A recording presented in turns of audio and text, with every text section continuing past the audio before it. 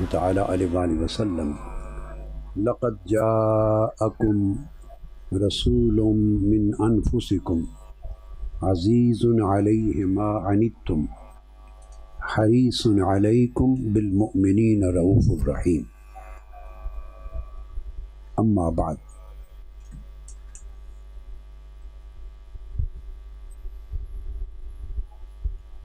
محترم و مکرم علماء کرام،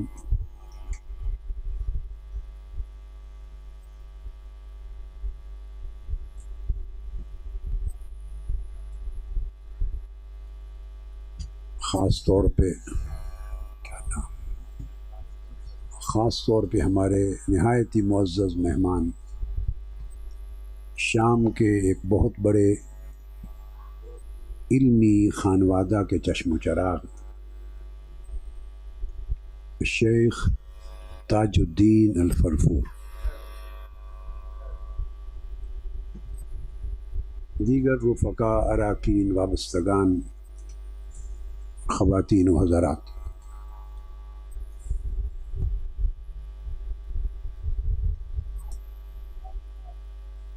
میرے نہایت ہی پیارے بیٹوں، بیٹیوں، بھائیوں، بہنوں،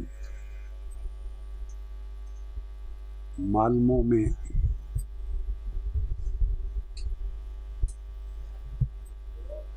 منہاج القرآن انٹرنیشنل کی تنظیم نے جو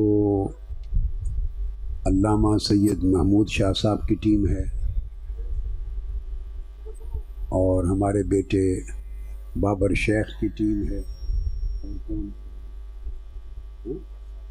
رضوان بٹ صاحب کی ٹیم ہے، فرحان نذیر ہیں، تنویر ہیں، راشد ہیں، اور پہلا آپ نے نام لیا عبدالرؤوف صاحب ہیں، یہ تمام ہیں۔ صدر کون ہے؟ اچھا ٹھیک۔ تو ان سارے احباب پر مشتمل ٹیم اور ان کے معاون اور اس طرح ہماری بہنیں اور بیٹیاں جنہوں نے مل کے آج اس اجتماع کا اور اس ملاقات کا اہتمام کیا ہے، انہیں مبارکباد پیش کرتا ہوں۔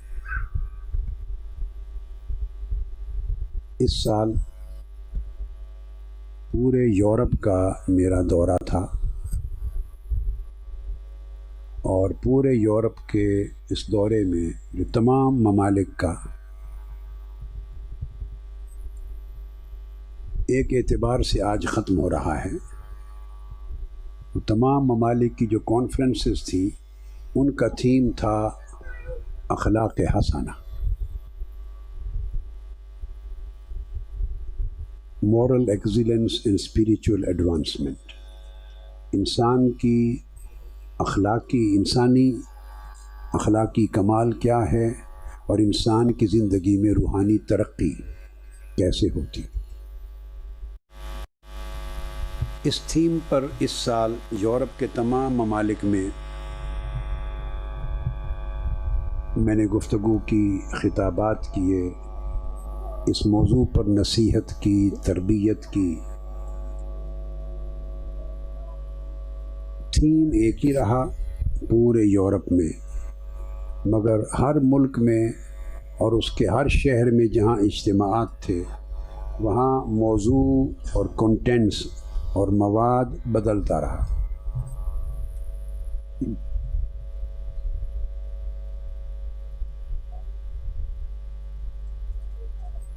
ابتدائی ملکوں میں موضوع اخلاق حسنہ کے حوالے سے اور انسان کی روحانی ترقی کے حوالے سے سخاوت نفس پر گفتگو رہی کئی ملکوں میں، کہ انسان کی طبیعت میں سخاوت کیسے آتی ہے، انسانی طبیعت میں سخاوت کیسے ہوتی ہے، اور نفس کی کنجوسی کیسے ہوتی ہے، بخل النفس کیا ہے اور سخاء النفس کیا ہے، اور اس کے اثرات کس طرح انسانی اخلاق پر مترتب ہوتے ہیں اور کس طرح انسان روحانی ترقی کی منزلوں کو طے کرتا ہے اور اللہ رب العزت کی قربت پاتا ہے۔ اور بقایا آدھے ملکوں میں پھر اخلاق حسنہ کا عمومی موضوع رہا ہے۔ آج وہ سیریز اس لیے ختم ہو رہی ہے تو گویا یہ میری اپنی کتاب تھی کشف الخفا عن حقائق الصفا، یہ میری کتاب ہے عربی میں، اور ابھی اس کا اردو ترجمہ نہیں ہوا، یہ انگریزی یہ بعد میں ہوگا، تو یہ ترجمے کے ساتھ جب چھپے گی تو شاید 4 یا 6 جلدوں میں ہو جائے گی۔ اس کتاب کے صرف 2 باب مکمل کیے پورے دورہ یورپ میں نے، اور پوری گفتگو جن موضوعات پہ رہی وہ 2 باب ہم مکمل کر سکے۔ کل انشاءاللہ تعالی کوپن ہیگن میں ڈنمارک کا الہدایہ کیمپ شروع ہو رہا ہے کل، تو اس موضوع کو آج ختم کر رہا ہوں، اس لیے کہ اگلے 3 دن کوپن ہیگن کا جو الہدایہ کیمپ ہے اس میں امام غزالی رحمۃ اللہ تعالی علیہ کی کتاب بدایۃ الہدایہ اس کا درس ہوگا، اور اس کے بعد اگلے ویکینڈ پر ہالینڈ کا الہدایہ کیمپ ہو رہا ہے ڈی ہیگ میں، تو اس میں حضور سیدنا غوث العظم الجیلانی رضی اللہ تعالی عنہ کی کتاب غنیۃ الطالبین، اس کا وہ حصہ جو روحانی تربیت سے ریلیٹڈ ہے تو اس کا درس ہوگا۔ تو یہ دورہ یورپ کا جو موضوع تھا میری اپنی کتاب کشف الخفا میں سے، کشف الخفا عن حقائق الصفا، وہ موضوع آج ختم کر رہے ہیں۔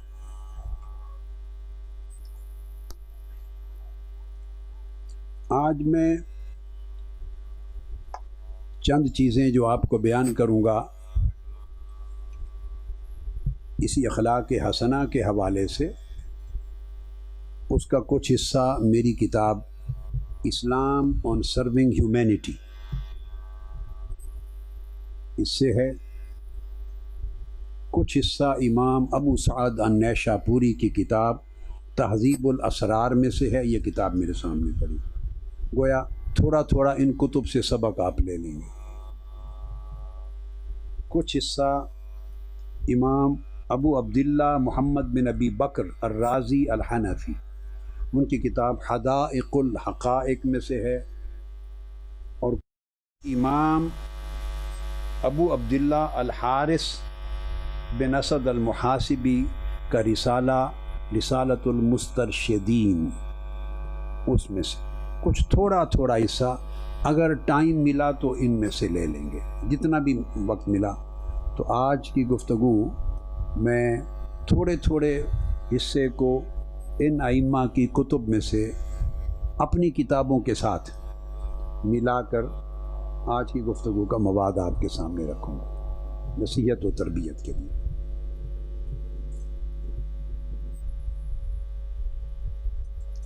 اللہ رب العزت نے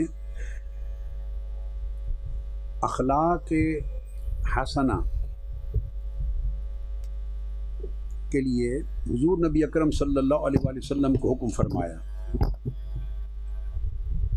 بہت سی آیات قرآن مجید میں ایسی ہیں اور بہت سے مقامات ایسے ہیں جہاں اخلاق حسنہ کی تربیت ہے اور تلقین اور نصیحت ہے۔ یہ بات ذہن نشین کر لیں کہ اگر حضور نبی اکرم صلی اللہ تعالی علیہ وآلہ وسلم سے کسی صحابی نے پوچھا کہ یا رسول اللہ دین کیا ہے، تو آپ نے فرمایا حسن الخلق۔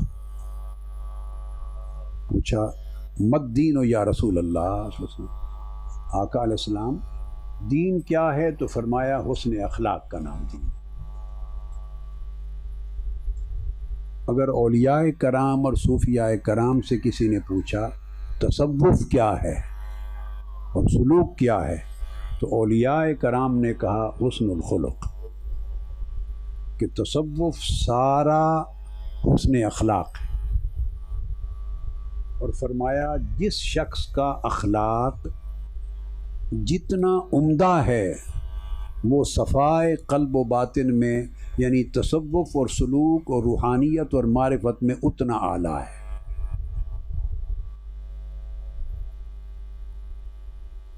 اخلاق حسنہ ایمان کا افضل ترین درجہ ہے۔ آقا علیہ السلام سے پوچھا گیا کہ سب سے اعلیٰ اور سب سے افضل ایمان کس کا ہے؟ فرمایا جس کے اخلاق سب سے اچھے۔ حضور علیہ الصلوۃ والسلام سے پوچھا گیا کہ سب سے بہترین حصہ اسلام کا کون سا ہے؟ تو آپ نے فرمایا اعلیٰ اخلاق۔ آقا علیہ السلام سے پوچھا گیا کہ سب سے اعلیٰ درجے کا مسلمان کون ہے؟ فرمایا جس کے اخلاق اچھے۔ آپ سے پوچھا گیا یا رسول اللہ قیامت کے دن سب سے قریب آپ کے سب سے زیادہ قریب کون ہوگا؟ فرمایا جس کے اخلاق اچھے۔ آقا علیہ السلام سے پوچھا گیا یا رسول اللہ سب سے بڑھ کر کون سی چیز جنت میں لے جاتی ہے؟ فرمایا سب سے اعلیٰ اخلاق۔ آپ سے پوچھا گیا یا رسول اللہ ایک نصیحت فرما دیں کہ میں کیا چیز اپناؤں کہ میرے جنت میں داخلے کا سبب بن جائے؟ آپ نے فرمایا عمدہ اخلاق اپناؤ۔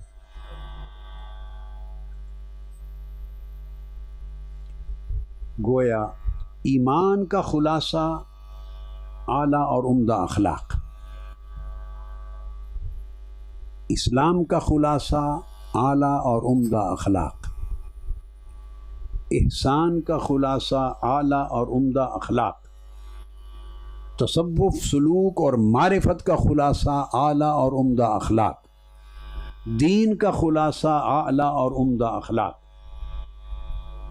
اللہ کی قربت کا راز اعلیٰ اور عمدہ اخلاق، اور حضور علیہ الصلوۃ والسلام کی بارگاہ میں قربت کا راز اعلیٰ اور عمدہ اخلاق۔ قیامت کے دن پوچھا گیا سب سے پہلے کس عمل کو تولا جائے گا؟ فرمایا اخلاق کو۔ یہ ایک ایسا راز ہے جس پر ہم لوگوں نے بحیثیت مسلمان بالعموم اور بحیثیت پاکستانی بالخصوص ہم نے اس سے توجہ ہٹا لی ہوئی۔ ہم اخلاق کو گویا دین کا حصہ ہی نہیں سمجھتے، اسے جسٹ ہیومن ویلیوز سمجھتے ہیں کہ یہ فقط انسانی اقدار ہیں۔ شاید یہ انسانی معاملات کا ایک معاملہ ہے، شاید اس کا تعلق صرف سوسائٹی میں ہیومن کنڈکٹ کے ساتھ ہے، اور یہ ریلیجس کنڈکٹ نہیں ہے، اس کا اسپریچول سٹیٹس نہیں ہے، اس کا ایمان میں کوئی خاص مقام اور درجہ لازمی نہیں ہے۔ ہمارے ذہن کنفیوزڈ ہیں۔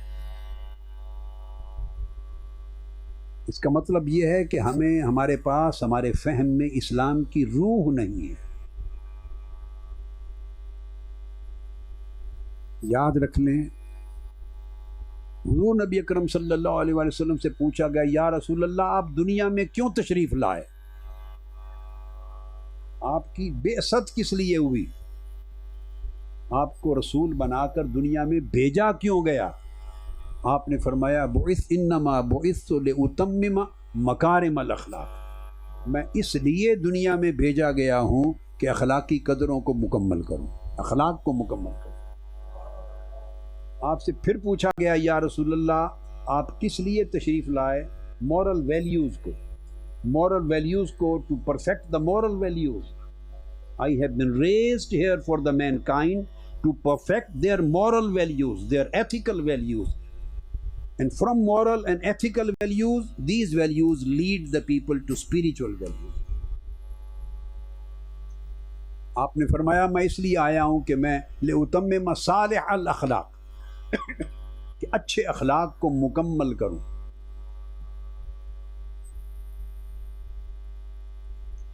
اگر اخلاق اور اخلاق کیا ہے یہ سمجھیے، بڑی اہم بات۔ دو باتیں بڑی اہم ہیں عقل، ایک یہ کہ دین سارا ادب ہے، اور دوسرا دین سارا حسن معاملہ ہے۔ حسن ادب اور حسن معاملہ کو ملا دیں، یہ حسن اخلاق ہے۔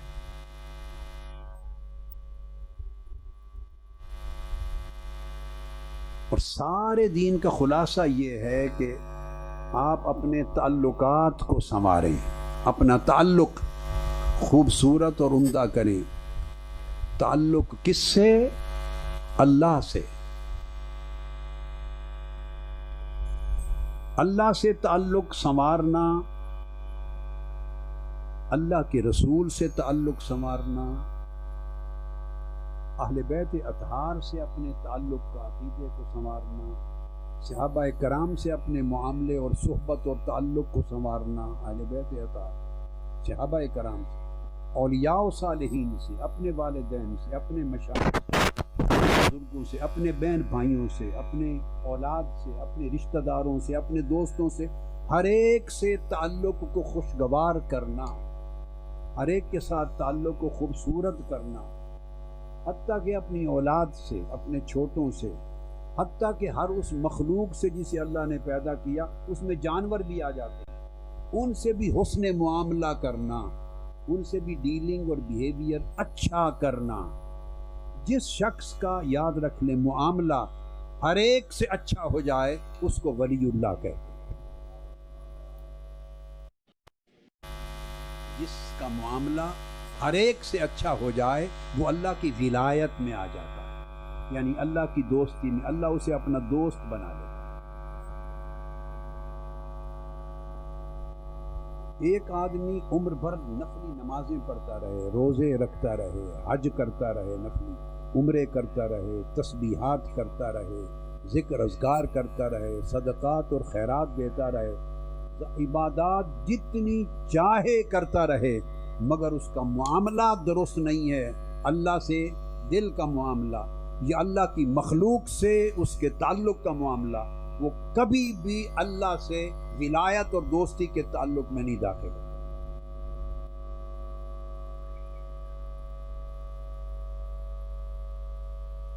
اس لیے قرآن مجید میں نصیحت کی گئی، حضور نبی اکرم صلی اللہ تعالی علیہ وآلہ وسلم کو فرمایا خذ العفو،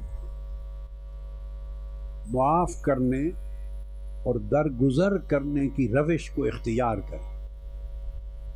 اور حضور علیہ السلام کے ذریعے امت کو یہ تعلیم دی گئی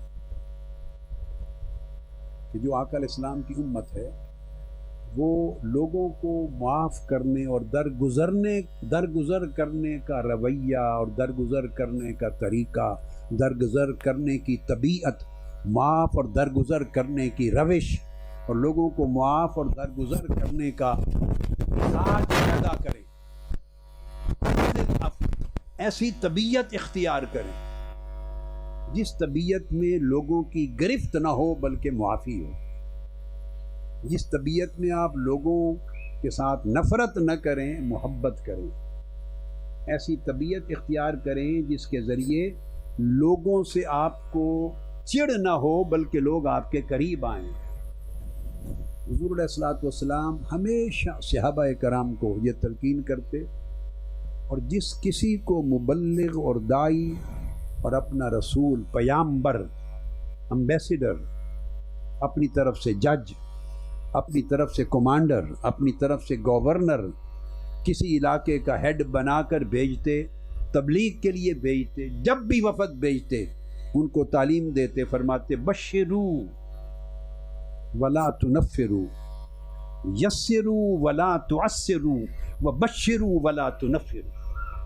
آپ چار نصیحتیں کر کے بھیجتے، فرماتے لوگوں کے لیے آسانیاں پیدا کرنا، ولا تعسرو، اور تنگی نہ پیدا کرنا، تمہارا رویہ، تمہارا برتاؤ لوگوں کے ساتھ، تمہارا سلوک، تمہاری تبلیغ، دین کا جو فہم دو، دین کا فہم، اس کے اندر یہ خوبی ہو کہ لوگ دین کو اور تمہیں اور تمہارے تعلق کو آسان محسوس کریں، اس میں تنگی اور مشکل محسوس نہ کریں۔ دو صحابہ کو بھیجا تو فرمایا یسرا ولا تعسرا، زیادہ کو بھیجا تو فرماتے یسرو ولا تعسرو، یسر جس سے ملو آسانی پیدا کرنا، دین کی تبلیغ کرو تو دین کو آسان بنا کے پیش کرنا، لوگوں سے برتاؤ کرو تو تمہارے برتاؤ میں آسانی ہو، تنگی نہ ہو۔ اس کا نتیجہ کیا ہوگا؟ پھر فرماتے وَبَشِّرُوا وَلَا تُنَفِّرُوا، اگر آسانی اپنی طبیعت میں اور اپنی نصیحت میں اور اپنی تعلیم میں آسانیاں پیدا کرو گے تو لوگوں کو دین سے خوشخبری ملے گی، لوگ دین سے پیار کریں گے، دین سے لوگوں کو ہوپ پیدا ہوگی، امید پیدا ہوگی۔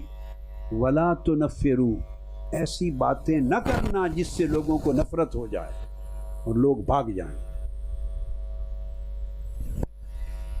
اگر آپ اب قرآن مجید کی اس آیہ کریمہ اور حضور علیہ الصلوۃ والسلام کی حدیث پاک اور سنت نبوی کو سامنے رکھ کر تعین کریں اس مغز کا جو ان تمام تعلیمات کا مغز ہے، اگر تعین کریں تو آپ کو پتہ چلے گا کہ صحیح دین کی روح اس شخص میں ہے، صحیح دیندار وہ شخص ہے کہ لوگ جس کے قریب ہونے کی خواہش کریں،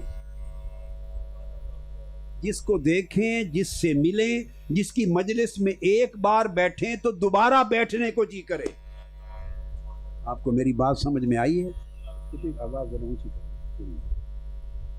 یہ دین کا یہ رخ پیش کریں اور دین اور اپنی مزید اپنی طبیعت میں، مزاج میں، اپنے چہرے پر، اپنی زبان میں، اپنے قول میں، اپنے فعل اور عمل میں، اپنی سیرت میں، اپنے برتاؤ میں یہ چیز پیدا کریں کہ آپ، میں خاص جملہ بولنے لگا ہوں، کہ آپ لوگوں کو آسان لگیں، مشکل نہ لگے۔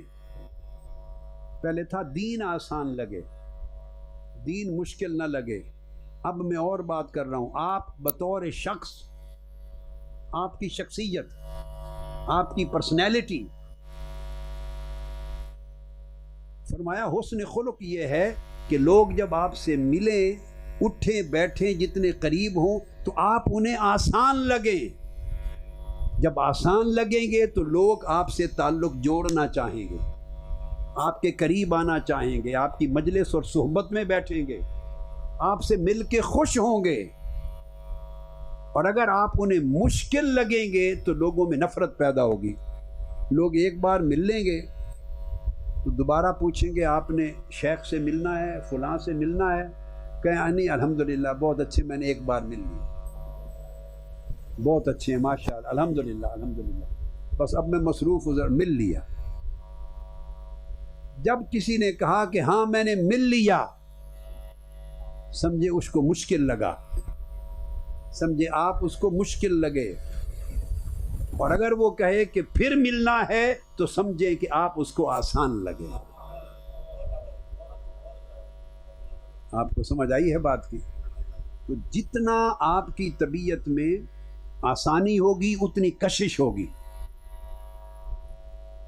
سیرت طیبہ کی تمام کتب میں آتا ہے کہ لوگ جب حضور علیہ الصلوۃ والسلام سے ملنے آتے پہلی بار، تو جو شخص دور سے دیکھتا اس پر ہیبت طاری ہو جاتی، اتنا رعب تھا۔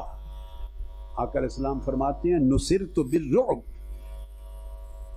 رعب الہی آقا علیہ السلام کے چہرے اقدس اور وجود پاک اور شخصیت پر تھا، رعب اور دبدبا تھا الوہیت کی طرف، بات الوہیت سے دور سے کوئی دیکھتا تو اس پر ہیبت طاری ہو جاتی، خوف زدہ ہوتا، اتنا رعب اور دبدبا پیدا ہوتا، اور ہر اسی حدیث میں اسی جملے میں ہے، لیکن جب آپ کے قریب آ کے بیٹھتا تو اس کا خوف جاتا رہتا، حضور سے مانوس ہو جاتا، اٹھ کے جانے کو جی نہ کرتا، وہ کہتا اور بیٹھ لوں۔ اب دور سے روب کیا ہوتا ہے؟ دور سے روب یہ ہوتا ہے کہ اللہ رب العزت جن کو اخلاق حسنہ دیتا ہے، جو عبادات کرتے ہیں اور اللہ سے اپنا تعلق استوار کرتے ہیں ان کو اللہ نور عطا کرتا ہے، اور وہ نور کا چشمہ ان کے دل میں پھوٹتا ہے۔ اور یاد رکھ لیں، جس کے دل میں نور کا چشمہ پھوٹے اس نور کا ظہور اس کے چہرے پر ہوتا ہے۔ یہ کل اولیاء اور عرفاء نے یہ بات کہی، صوفیاء نے، جس کے چہرے پر نور کا ظہور نہ، اس نور کے ظہور سے اس کی طرف کشش پیدا ہوتی ہے، لوگوں کی طبیعتیں راغب ہوتی ہیں، تنفر نہیں پیدا ہوتا، طبیعتوں میں نفرت نہیں پیدا ہوتی۔ دور سے جب دیکھتے تو لوگوں پہ رعب طاری ہوتا، وہ انوار الہیہ کا اثر تھا، شخصیت کی ہیبت تھی۔ لیکن جب قریب آ جاتے اور آپ کی گفتگو سنتے تو گفتگو میں مٹھاس ہوتی، آپ ہر ایک کو مسکرا کے ملتے، آپ کی مسکراہٹ، آپ کی طبیعت کی حلاوت، مٹھاس، شفقت، حلم، طبیعت کے اندر حلم، رفق، نرمی، محبت، رحمت، پیار، انس، ہر انسان کے ساتھ آپ کی طبیعت کی قربت اور آسانی اس کو اتنا کشش دیتی کہ پھر وہ مانوس ہو جاتا، خوف بھی جاتا رہتا، پھر حضور کو چھوڑ کے جانے کو جی بھی نہ کرتا۔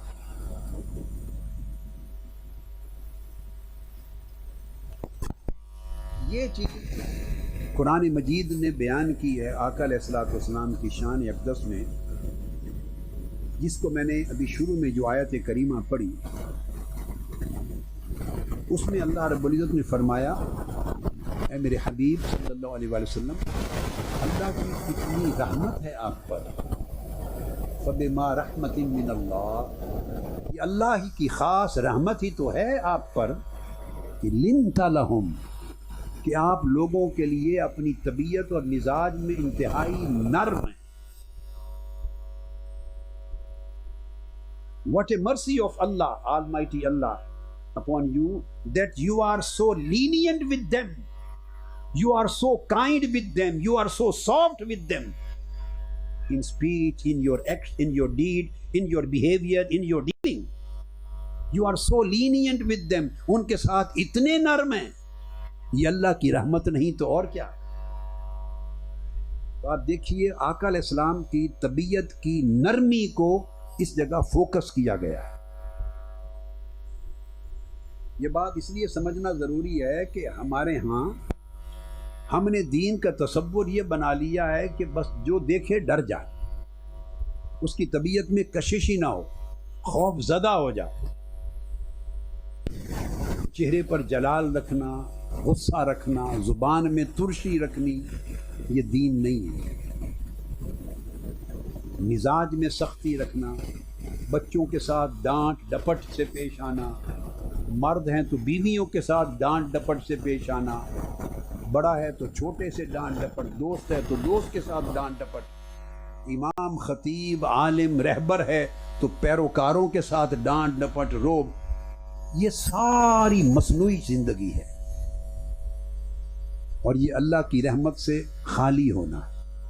اللہ کی رحمت سے، جس شخص کے من میں، برتن میں اللہ کی رحمت ہے، اس کی طبیعت سے نرمی کا ظہور ہوگا، شفقت کا ظہور ہوگا۔ تو فرمایا اللہ کی کیا رحمت ہے میرے حبیب صلی اللہ علیہ وسلم آپ پر، کہ آپ لوگوں کے ساتھ انتہائی نرم ہیں۔ وَلَوْ كُنْتَ فَظًّا غَلِيظَ الْقَلْبِ لَانفَضُّوا مِنْ حَوْلِكَ، اور فرمایا اگر آپ لوگوں کے ساتھ سخت دل ہوتے، had you been stern and hard-hearted, had you been stern and hard-hearted، اگر آپ harsh ہوتے، if you have been harsh with them, your heart would have been hard with them، اور آپ کی گفتگو ان سے سخت ہوتی، people would have deserted, scattering away from around you، لوگ آپ کو چھوڑ کے منتشر ہو جاتے۔ فرمایا اگر آپ کی طبیعت میں نرمی نہ ہوتی، سختی ہوتی، اب طبیعت میں نرمی نہ ہوتی، سختی ہوتی، یعنی آپ کی گفتگو میں سختی ہوتی، آپ کے چہرے پر سختی ہوتی، آپ کے مزاج میں سختی ہوتی، طبیعت میں سختی ہوتی، برتاؤ میں سختی ہوتی، معاملات میں سختی ہوتی، آپ کی روش لوگوں کے ساتھ ڈیلنگ وہ سخت ہوتی، تو فرمایا لن فدوا من حولک، لوگ آپ کے ارد گرد جو ہجوم رہتا ہے، ہر وقت جم گھٹا رہتا ہے، ہجوم رہتا ہے، لوگ آپ کے اوپر مارے مارے پھرتے ہیں، آپ کی زیارت کے طالب ہوتے ہیں، دیدار کرتے ہیں، آپ کی گلیوں میں آ کے کھڑے رہتے ہیں، آپ کے راستوں پر کھڑے ہوتے ہیں کہ آپ گزریں تو آپ کو تک لیں گے، آپ دروازے کے باہر کھڑے ہوتے ہیں۔ سیدنا صدیق اکبر کھڑے ہوئے ہیں گلی میں، اوپر سے سیدنا فاروق اعظم آ گئے۔ آپ نے پوچھا عمر کیسے آئے ہو؟ رات کا ٹائم ہے، بے وقت، عام ٹائم نہیں ہے، کیسے آئے ہو؟ کہا بہت بھوک تھی، بھوک نے ستایا، گھر میں کھانے کا کچھ نہیں تھا، گھر میں کھانے کا کچھ نہیں تھا، آڈ آورز تھے اور گھر میں کھانے کا کچھ نہیں تھا، بہت بھوک تھی۔ تو میں نے کہا کھانے کا کچھ نہیں، بھوک بہت ہے، تو میں حضور کی گلی میں آ گیا، یہاں آ کے بھوک چلی جائے گی۔ پوچھا تو ابو بکر بھائی آپ کیسے آئے ہیں؟ کہنے کہ میرے پاس بھی گھر میں کچھ نہیں تھا، شدت کی بھوک تھی، میں بھی حضور کی گلی میں آ گیا۔ یعنی بھوک لگے تو کسی کے پاس آئیں، ایسا لگے اس کو مل کے کہ بھوک چلی گئی، پیاسا ہو تو کسی کو مل کے ایسا لگے کہ پیاس بجھ گئی، بےتاب اور غم زدہ ہو، دکھی ہو۔ دیکھو کوئی بندہ بعض اوقات ظاہری طور پہ آپ اور ہم کسی کو دے لے نہیں دیتے، کچھ کوئی غم ہے، اس کا پرانا مرگ ہو گئی، کسی کی ڈیتھ ہو گئی، کسی کا روزگار چھن گیا، کسی کی آپس میں گھر میں لڑائی ہو گئی، غم ہے، دکھ ہے، تو آپ اس کا دکھ مٹا نہیں دیں گے، مگر ایسا بنے کہ آپ کو دیکھنے سے اسے غم بھول جائے۔ تو یہ دین کی روح ہے، اصل دین ہے۔ تو یہ دونوں آپس میں گفتگو کر رہے تھے کہ دروازہ کھلا اور آقا علیہ السلام تشریف لے آئے باہر۔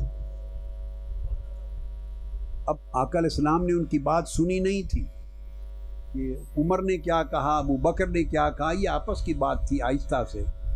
کچھ دیر میں آقا علیہ السلام تشریف لے آئے باہر،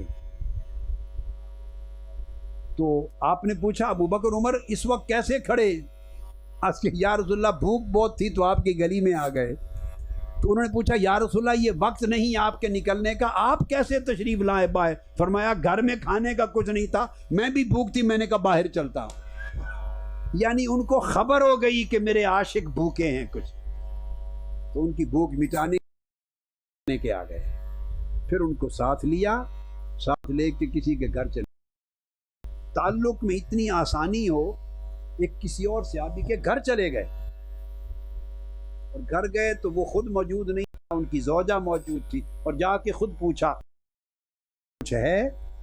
اب تعلق میں اتنی بے ساختگی ہونی چاہیے، یہ تصنع کی زندگی سے نہیں آتا، تکلف کی زندگی سے نہیں آتا، یہ حقیقت سے آتا ہے۔ آپ جائیں گے ایسے کسی کے گھر چلے جائیں اور کہیں کھانے کا کچھ ہے؟ کون جائے گا؟ ہاتھ کھڑا کریں۔ ایک نے کہا میں تو چلا جاؤں، زندہ باد۔ اب یہ کیا ہے؟ کیوں آپ نہیں جا سکتے؟ میں ایک راز بتاتا ہوں، کیوں نہیں کسی کے گھر جا سکتے؟ اس لیے کہ کوئی آپ کے گھر نہیں آ سکتا، آپ کے گھر کے دروازے کھلے نہیں ہیں کسی کے لیے کہ کوئی دکھی اپنا دکھ لے کر، مصیبت زدہ مصیبت لے کر، پیاسا پیاس لے کر، غم زدہ غم لے کر آپ کے ہاں آ جائے۔ آپ کا دسترخوان کشادہ نہیں، یا گھر کا دروازہ کھلا نہیں، یا آپ کی طبیعت فراخ نہیں، یا آپ کے چہرے پر وہ کشادگی اور وہ لطف نہیں کہ کوئی آ جائے۔ چونکہ کوئی آ نہیں سکتا اس لیے آپ کہیں جا نہیں سکتے۔ تو تعلق کا اچھا ہونا کیا ہے؟ تعلق میں ایسی حقیقت ہو، نہ تکلف ہو، نہ تصنع ہو، نہ رکھ رکھاؤ ہو۔ آپ کو سمجھ آ رہی ہے بات کی؟ نہ رکھ رکھاؤ، نہ تصنع، نہ بناوٹ، ساری زندگی اور ہر تعلق مبنی بر حقیقت، مبنی بر صدق، مبنی بر اخلاص، مبنی بر محبت، مبنی بر مودت۔ ہر تعلق کی نوعیت ایسی ہو، پھر دروازے کھل جاتے، پھر دروازے کھل جاتے ہیں، آنا جانا آسان ہو جاتا۔ تو یہ میں شرح کر رہا تھا جب آقا فرماتے یسرا ولا تعسرا، آسان بنو مشکل نہ بنو، اور آسانیاں پیدا کرو مشکلات پیدا نہ کرو۔ دو معنی لے رہا ہوں، ایک معنی لازم، ایک معنی متعدی۔ لوگوں کو آسانیاں دو، مشکلات میں نہ پھنساؤ، اور خود اپنی طبیعت اور مزاج میں آسان بنو، مشکل نہ بنو۔ تو اچھے خلق کی تعریف یہ ہے کہ لوگ اس سے برتاؤ کرنا۔ ایک اور مقام پہ آقا علیہ السلام نے فرمایا اچھا ایمان اس شخص کا ہے کہ لوگ اس سے برتاؤ کرنا، اس سے ڈیل کرنا آسان محسوس کریں۔ یہ کلمات ہیں آقا علیہ السلام، جس کے ساتھ لوگ ڈیل کرنا، برتاؤ کرنا آسان محسوس کریں، سمجھیں اس کا ایمان اچھا ہے۔ اور جس سے برتاؤ کرنا مشکل ہو، بندہ ہی پیچیدہ ہو، بندہ ہی پیچیدہ ہو، اور کہیں جی اس سے ڈیل کرنا بڑا مشکل ہے، تو جس سے ڈیل کرنا مشکل ہو سمجھے اس کے ایمان میں کمزوری ہے، اس کے معاملات میں حسن نہیں ہے۔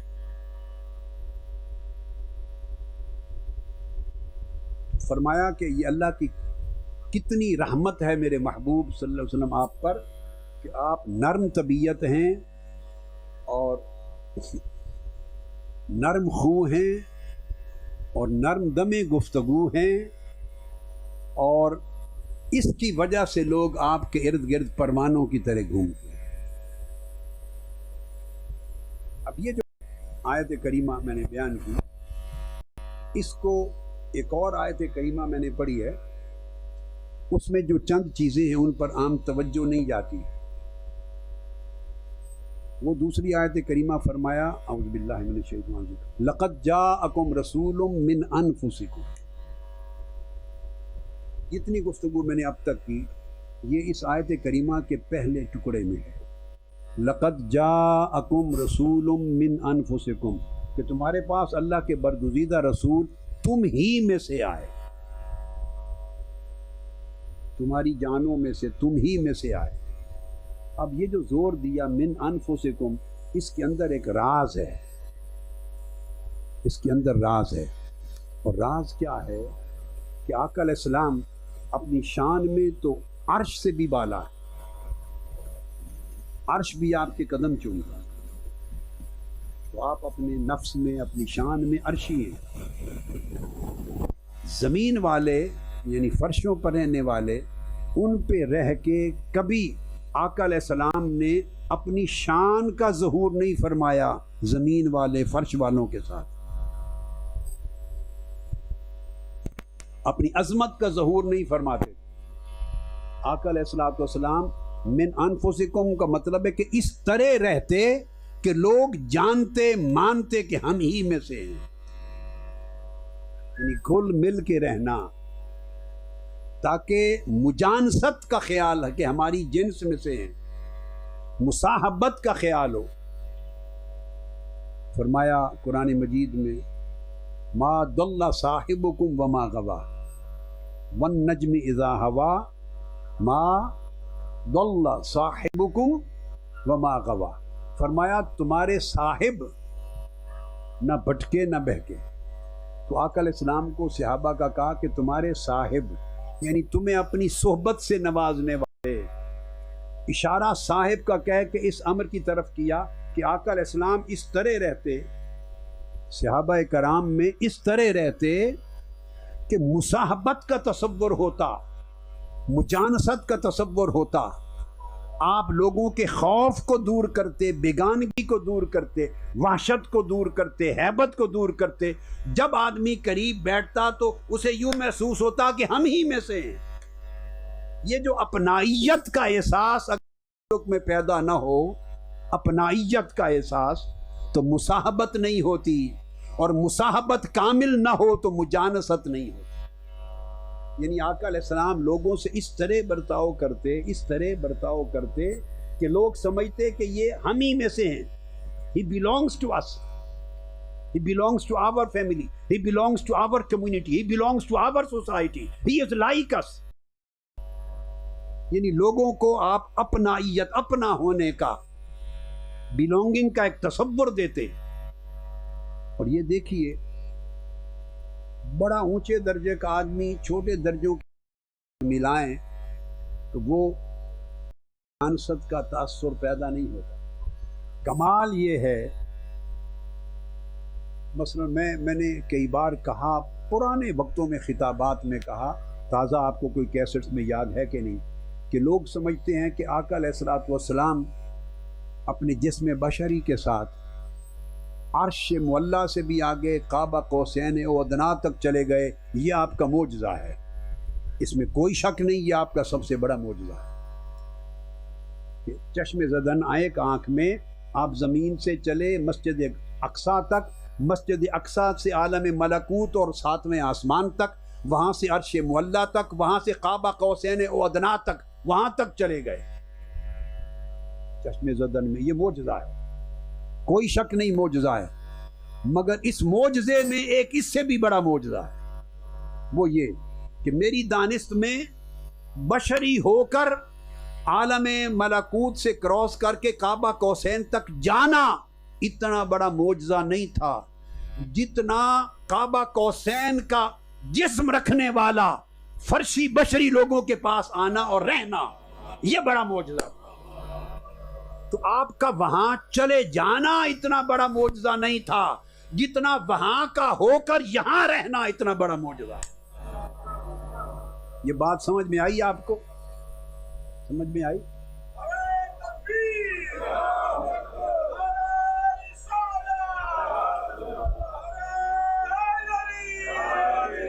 دیکھو نا، کوئی فرشتہ وہ انسانوں میں آ کے نبی نہیں بن سکتا، چونکہ انسانوں جیسی زندگی گزار نہیں سکتا.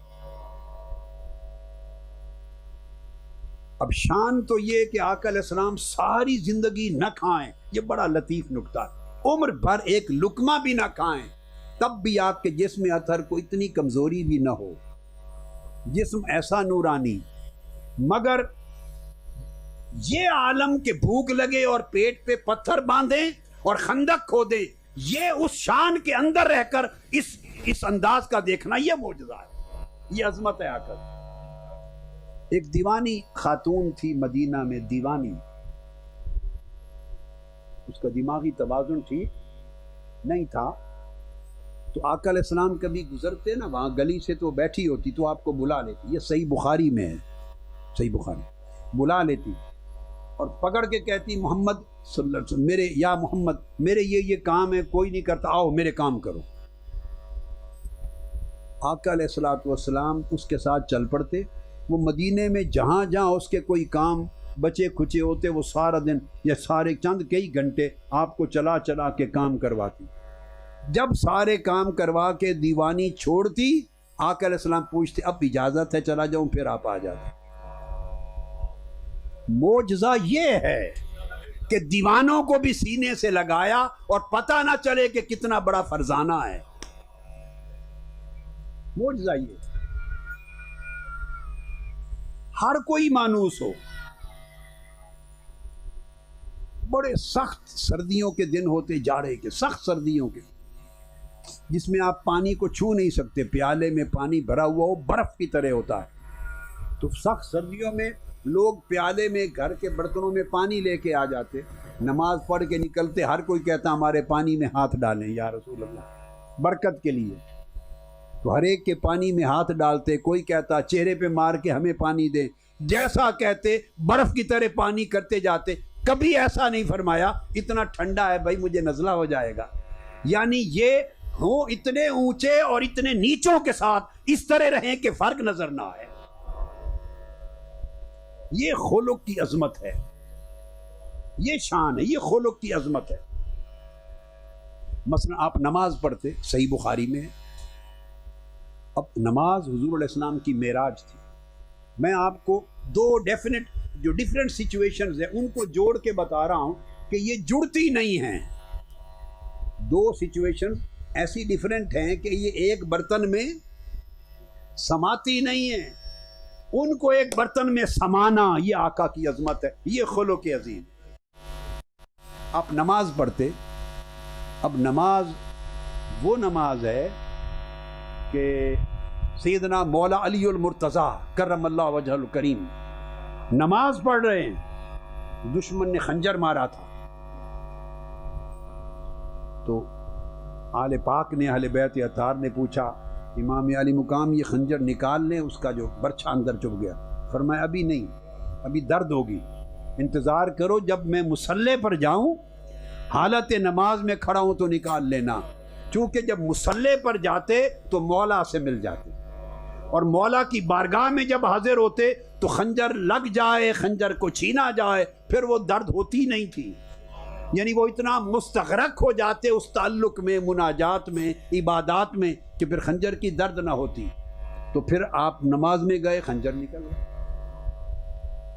یعنی امام بخاری حدیث پاک پڑھا رہے ہیں رحمۃ اللہ تعالی علیہ، بچھوؤں نے 17 بار کاٹا، امام مالک 17 بار کاٹا. بیٹھے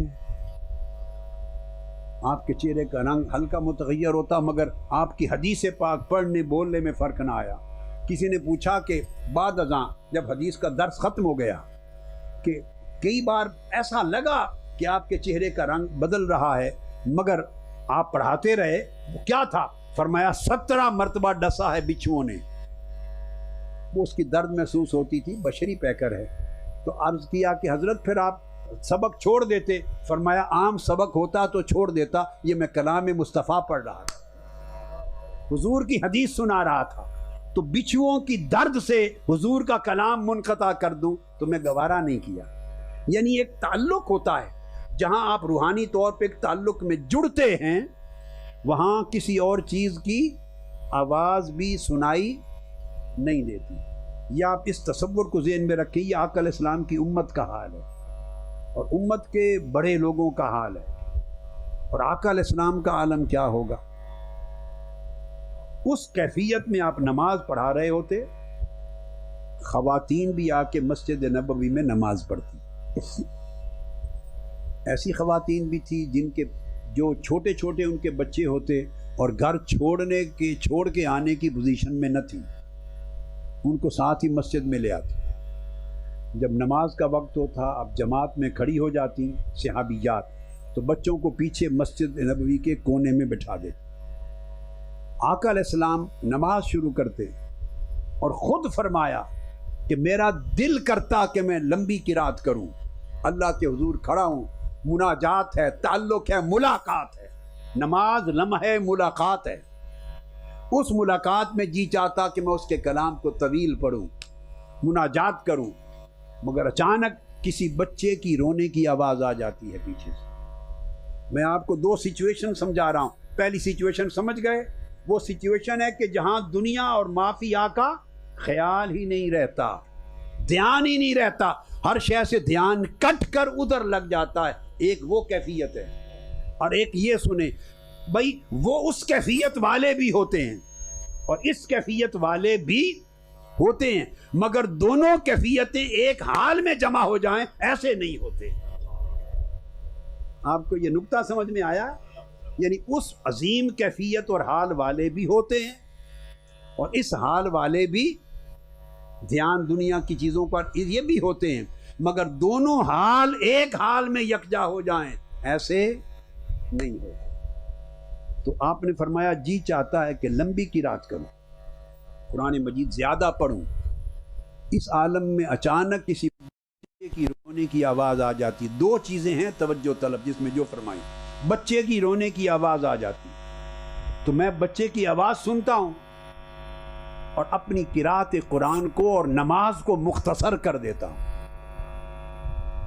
یہ حسن خلق ہے، نماز اور قرات کو مختصر کر دیتا ہوں اس خیال سے کہ ادھر بچہ رو رہا ہے، اس کی ماں پر کیا بیت رہا ہوگا.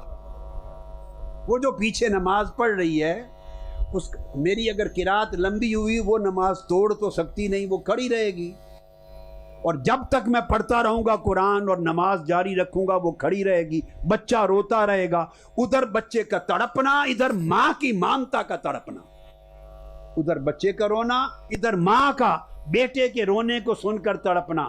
فرمایا میں دونوں چیزوں کا دھیان کرتا ہوں، اپنی خواہش ترک کر دیتا ہوں اس کے حضور لمبی قرات کرنے کی، اور نماز مختصر کرتا ہوں تاکہ ماں جلد فارغ ہو کر بچے کو اٹھا لے۔ جو نقطہ بتایا وہ یہ کہ ایک طرف وہ کیفیت، ایک طرف وہ کیفیت، دو کیفیتوں کے تقاضے جدا جدا ہیں، ان کے مزاج جدا جدا ہیں، ان کے احوال جدا جدا ہیں، دونوں جڑ کے ایک حال میں سما جائیں ایک برتن میں، ایسا نہیں ہوتا۔ اگر ایسا ہو جائے تو اس کو خلق عظیم کہتے ہیں، انک لعلی خلق عظیم۔ یہ آپ نے سمجھا نا؟ اب اس پر حدیث پاک ہے ایک اور صحیح بخاری کی، ابو ہریرہ رضی اللہ تعالیٰ عنہ روایت کرتے ہیں، یعنی آپ کے اخلاق حسنہ، خلق حسنہ کے ہر موقع پر ایک ایک نظارہ کریں، ہر موقع پر نظارہ کریں۔ یعنی ایک صحابی ہے، مثلا آپ مسجد نبوی میں بیٹھے، صحابہ کرام کی مجلس ہے، یہ بھی صحیح بخاری ہے، صحیح مسلم میں متفق علیہ۔ ایک دیہات سے ایک بدو ہے، ایک صحابی عربی آتا ہے، آپ سے دین کے بارے میں سوال کرتا ہے، آپ بتاتے ہیں، فارغ ہو کر اس کو آداب نہیں پتہ، مسجد کے آداب کیا ہوتے ہیں، وہ فارغ ہو کر مسجد نبوی کے سین میں آقا علیہ السلام کے سامنے ہی کھڑے اور صحابہ کے سامنے وہیں پیشاب کر دیتے۔ جو صحابہ بیٹھے ہیں وہ دوڑتے ہیں، آواز دیتے ہیں اس کو روکنے کے لیے، آپ فرماتے ہیں خبردار خبردار، آواز نہ نکالو کہ اچانک اس کا کہیں کر رہا ہے پیشاب، بیچارہ رک نہ جائے، اس کے لیے تکلیف کا باعث ہوگا، اس کو فارغ ہو لینے دو، چپ بیٹھے رہو، اس کو جسمانی تکلیف نہ ہوگا۔ وہ فارغ ہو گیا تو فرمایا تمہیں آسانیاں پیدا کرنے والا بنایا گیا ہے، سختیاں پیدا کرنے والا نہیں۔ تم پانی کا ڈول لے آؤ اور لا کے جہاں اس نے پیشاب کیا وہاں بہا دو۔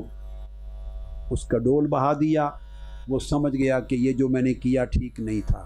پھر آپ نے فرمایا مسجدیں اللہ کی عبادت اور ذکر اور تلاوت کا گھر ہوتی ہیں، تو یہ ایسا نہیں کرتے، پیار سے اس کو وحشت بھی نہیں ہونے دی، ایک طرف مسجد کا تقدس، ایک طرف اس بندے کی وحشت، اس وحشت کو اپنی مسجد کے تقدس پر بھی غالب رکھا، انسان کی طبیعت میں وحشت اور تکلیف نہ پیدا ہو۔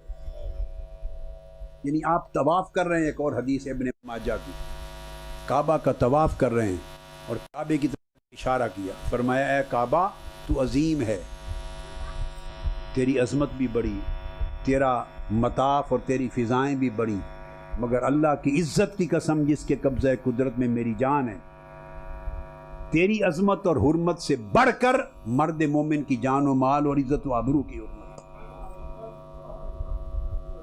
یعنی اتنا درجہ بلند کیا۔ اور ہر موقع پر آقا علیہ السلام کے خلق عظیم کا ایک عجب نمونہ سامنے آتا ہے۔ یہ جو میں نے آپ کو بتایا اس میں حدیث پاک حضرت ابو ہریرہ رضی اللہ تعالیٰ عنہ فرماتے کہ ہم بیٹھے، اچانک ایک شخص روتا ہوا آیا، چیختا اور کہتا ہوا فقال یا رسول اللہ ہلکت یا رسول اللہ، ہلکت یا رسول اللہ، میں ہلاک ہو گیا، ہلاک ہو گیا۔ قال ما لک، آقا علیہ السلام نے پوچھا تمہیں کیا ہوا ہے، کیسے ہلاک ہو گئے؟ قال وقعت علی امرأتی وانا صائم، اس نے کہا کہ میں روزے کی حالت میں تھا، ماہ رمضان میں، تو میں روزہ توڑ بیٹھا ہوں جان بوجھ کر، غلطی ایسی کی ہے کہ روزہ توڑ بیٹھا ہوں، اب کیا کروں؟ فقال رسول اللہ صلی اللہ علیہ وسلم هل تجد رقبۃ تعتقها، آپ نے پوچھا تمہارے پاس کوئی باندی یا غلام ہے؟ اب اس روزہ جو توڑا ہے تو اس کا کفارہ ہے، تو آپ نے پوچھا تمہارے پاس کوئی غلام باندی ہے جسے آزاد کر سکو؟ قال لا، اس نے کہا نہیں۔ پھر آپ نے پوچھا فہل تستطیع ان تصوم شہرین متتابعین، کیا تم 2 مہینے مسلسل روزے رکھ سکتے ہو؟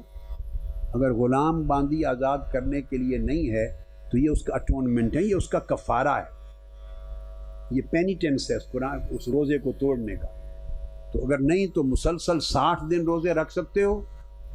اس نے کیا فقال لا، نہیں، ایک روزہ نہیں بچا سکا، 60 روزے کہاں سے رکھوں گا؟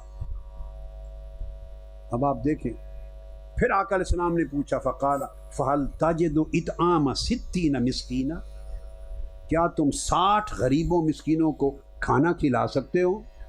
قال لا، کل 3 کفارے ہیں، تینوں میں اس نے کہہ دیا نہ غلام آزاد کرنے کو میرے پاس ہے، نہ 60 روزے رکھ سکتا ہوں، نہ 60 مسکینوں غریبوں کو کھانا کھلا سکتا ہوں، کچھ بھی نہیں۔ اب یہ میں آپ کے خلق عظیم کے مظاہر بتا رہا ہوں مختلف مواقع پر، کس طرح خلق عظیم بنتا ہے، اور یہ اگر امت میں کسی فرد کو اس کی جھلک نصیب ہو جائے تو وہ مرد عظیم بنے، اس کو اللہ اور اس کے رسول کی قربت نصیب ہو۔ فرمایا بیٹھ جاؤ۔ تھوڑی دیر میں کوئی شخص کھجوروں کا ایک ٹوکرا لے کے آ گیا۔ یہ نظام دنیاوی ہوتا، اور جب کسی کی ہینڈ ہو جاتی تو پھر وہ بندوبست بھی خود ہی فرماتے روحانی تصرف کے ساتھ۔ تھوڑی دیر میں ٹوکرا کھجوروں کا لے کے آ گیا۔ جب کھجوریں آ گئیں تو فرمایا این السائل، وہ شخص کدھر ہے جس نے سوال کیا تھا؟ وہ کھڑا ہو گیا، قال انا، یا رسول اللہ وہ میں ہوں۔ قال خذ ھذا فتصدق بہ، اس نے کہا یہ کھجوریں مجھ سے لے جاؤ اور جا کے مدینہ کے غریبوں مسکینوں میں صدقہ کر دو، یہ کھجوریں تقسیم ہو، تمہارے روزے کا کفارہ ادا ہو جائے گا۔ کھجوریں دے دیں، فرمایا انہی کو صدقہ کر دو، کفارہ ادا ہو جائے گا۔ اب آگے معلوم ہے اس نے کیا کہا؟ اس نے کہا یا رسول اللہ اس مدینے میں میرے گھر سے بڑھ کے بھی کوئی مسکینوں کا گھر ہے؟ ہم سے بڑھ کر کون غریب ہے؟ اس نے کہا سارے مدینہ میں سب سے بڑھ کر فقیر مسکین ہی ہم ہیں، تو میں کھجوریں لے کر اور کن غریبوں میں تقسیم کروں؟ اب حدیث پاک میں لفظ آتے ہیں، یہ اس نے جب کہا نا فواللہ ما بین لابتیہا یرید الحرتین اہل بیت افقر من اہل بیتی، میرے گھر سے زیادہ مدینے کے 2 پہاڑوں کے درمیان پوری وادی میں کوئی فقیر نہیں۔ حدیث کے لفظ آتے ہیں فضحک النبی صلی اللہ علیہ وآلہ وسلم حتی بدت انیابہ، آقا علیہ السلام پھر اس کی بات سن کر ہنسے، اتنے ہنسے کہ آپ کے دندان مبارک دونوں طرفوں سے نظر آنے لگ گئے، اس کی بات کو انجوائے کیا۔ اب بولیے کوئی مذہبی آدمی ایسا کرے گا؟ حافظ سجاد صاحب، کوئی آپ سے مسئلہ پوچھنے آ جائے اور کہے غلام بھی کوئی نہیں میرے پاس، پھر اس کے بعد کہے روزے بھی 60 نہیں رکھ سکتا، پھر کہے کہ 60 غریبوں کو کھانا بھی نہیں کھلا سکتا، اور پھر آپ کھجوریں بھی آپ دیں اور کہیں کہ لے جاؤ چلو کھا لو، اس طرح کا جواب دیں، آپ لٹھ نہیں اٹھا لیں گے؟ آپ تو سر پھوڑ دیں گے اس کو ایسی شریعت سکھائیں گے کہ دوبارہ پھر نام نہیں لے گا۔ یعنی یہ فرق ہے ہماری سوچ اور آقا علیہ السلام نے جو طرز زندگی عطا کی ہے، خلق حسن۔ آقا علیہ السلام مسکرائے، ہنسے اس کی بات پر، فرمایا قال اطعمہ اہلک، اچھا کوئی بات نہیں، اگر تم سب سے زیادہ غریب ہو تو یہ کھجوریں لے جاؤ، خود کھاؤ اور اپنی بیوی بچوں کو کھلاؤ، تمہارے روزے کا کفارہ ادا ہو۔ خود کھاؤ، بیوی بچوں، تمہارا کفارہ ادا ہو گیا۔ اب یہ الگ بات ہے کہ اب یہ تصرف اور اختیار کسی اور کو نہیں ہے، مگر آقا علیہ السلام کے لیے خاص ہے۔ مگر نقطہ جو سمجھانا چاہتا ہوں وہ آپ کا خلق عظیم ہے، جو نقطہ اخلاق ہے وہ سمجھانا چاہتا ہوں کہ دین کی روح کیا ہے، بیہیویئر، لوگوں سے ڈیل کرنا وہ کیا ہے۔ اصل یہ چیز ہے جس پر میں کنسنٹریٹ کر رہا ہوں۔ ایک شخص نے آقا علیہ السلام کا کھانا کیا، وہ ایرانی الاصل تھا، اچھا کک تھا، اچھا شیف تھا، آقا علیہ السلام کے محلے میں ہی رہتا تھا۔ عرض کیا یا رسول اللہ میں نے شاندار کھانا بنایا اور بنا کے آ کے دعوت دے دی، آپ تشریف لائیں کھانا کھائیں۔ تو فرمایا صرف میرے لیے کھانا، میری زوجہ عائشہ کے لیے نہیں؟ اس نے کہا قال اللہ، ان کے لیے نہیں؟ تو فرمایا قال اللہ، کہ میرا بھی لا ہے، یعنی بیوی کے بغیر میں بھی نہیں آؤں۔ پھر اس نے عرض کیا یا رسول اللہ کھانا بنایا ہے، اس کا کھانا اتنا ہی بنایا تھا اس نے، آپ کے لیے تشریف لائیں؟ تو فرمایا میری زوجہ، قال اللہ، فرمایا لا، تمہارا نہ ہے تو فرمایا میرا بھی نہ۔ یعنی طبیعت میں لوگوں کو یہ جو مصاحبت اور مجانست کہی، کہ لوگوں کا خوف دور کرتے، مزاح بھی ایسا آپ کی شان کے لائق ہوتا کہ لوگ مانوس ہوتے، اور حقوق بھی سمجھاتے، نصیحت بھی کرتے، تربیت بھی کرتے، اور اخلاق کے دروازے بھی کھولتے۔ اس نے پھر تیسری بار کہا آپ تشریف لائیں، فرمایا زوجہ، اس نے عرض کیا لا، قال لا، فرمایا پھر لا ہے تو لا، لا لا لا لا لا لا اتارا۔ وہ پھر سمجھ گیا، اس نے عرض کیا یا رسول اللہ، پھر چلو ٹھیک ہے، زوجہ کو بھی لے آئے۔ پھر آپ دونوں چلے کھانے کے لیے چلے، تو پھر جا کے کھانا کھایا۔ جو بات سمجھانا چاہ رہا ہوں، یعنی کس طرح کس کے حقوق کا خیال رکھیں۔ گھر میں نفلی نماز پڑھ رہے ہیں، نفلی نماز پڑھ رہے ہیں، آقا علیہ السلام سجدے میں ہیں، امام حسن مجتبیٰ معصوم چھوٹے سے آپ کے کندھوں پہ چڑھ جاتے ہیں، سیدنا امام حسین معصوم چھوٹی عمر میں آپ کے کندھوں پہ چڑھ جاتے ہیں، کہیں گر نہ جائیں سجدہ لمبا کر دیتے ہیں۔ اب اس کے دو رخ ہیں، ایک تو آپ کی محبت ظاہر ہو رہی ہے حسنین کریمین امام حسن سے اور حسین سے، یہ ایک اینگل ہے، اس سے ان کی محبت و مودت اور شان معلوم ہوتی ہے، مگر میں اس سے اس وقت جو انسانی پہلو ہے خلق عظیم کا، اخلاق کا، وہ سمجھانا چاہتا ہوں۔ آپ کسی کو گھر میں کہہ دیں کہ ذرا بچے کو پکڑ لیں، آپ اور ہم تو ایسا ہی کریں گے نا، مجھے نماز میں ڈسٹرب کرتا، اس کو پکڑ لے میں نماز پڑھ لوں۔ یا سجدے کی حالت میں نفلی نماز ہے، آپ ہاتھ پیچھے کر کے بچے کو نیچے اتار سکتے ہیں، مگر نہیں اتار رہے، سجدہ لمبا کر رہے ہیں۔ ایک بار صحابہ کرام حالت نماز با جماعت ایک بار ہو رہی ہے مسجد میں، سجدہ اتنا لمبا ہو گیا، صحابہ کہتے ہیں ہمیں طرح طرح کے خیالات آنے لگے کہ کہیں روح مبارک قفس انصری سے پرواز نہ کر گئی، اتنا لمبا ہو گیا سجدہ، سر نہیں اٹھایا، تو بعضوں نے جو سر اٹھا کے دیکھا تو حسین آپ کے کندھوں پر بیٹھے، اٹھنے سے بچے کو چوٹ نہ لگ جائے سجدہ لمبا کر دیا۔ یہ جو ہیومن کنسرنز ہیں، اس کے کئی ڈائمنشنز ہیں، بتائیں کئی رخ ہیں اس کی شرح کے، اس کی شرح کے کئی جہات ہیں، جہات متعدد عدیدہ ہیں، مگر میں ہیومن ڈائمنشن الجہت الانسانی طبیعہ انسانیہ اس جہت کی بات کر رہا ہوں کہ چوٹ نہ لگ جائے، اپنا سجدہ لمبا کر رہے ہیں۔ حدیث پاک میں آتا ہے کہ اٹھا کے سیدنا امام حسین کو کندھوں پر لے کے مدینہ کی گلیوں میں چل پڑے، ساتھ سیدنا مولا علی المرتضیٰ بھی ہیں، سیدنا صدیق اکبر آئے، انہوں نے کہا شہزادے خوش نصیبی، کتنی اعلیٰ سواری نصیب ہوئی ہے تمہیں، کتنی اعلیٰ سواری ہے۔ فرماتے ہیں تم نے سواری دیکھی ہے، سوار نہیں دیکھا؟ اب یہ دیکھیے اس کے گوشے ہیں، اس کے کئی گوشے ہیں، آپ کریں گے ایسا؟ میں ایسا نہیں کرتا، آپ میں بھی کوئی نہیں کہہ سکتا کروں گا کہ پوتا ہو، پوتے نواسے آپ کے بھی ہمارے بھی ہیں، گھر کے اندر لاکھ پیار کریں، جو چاہیں کر دیں۔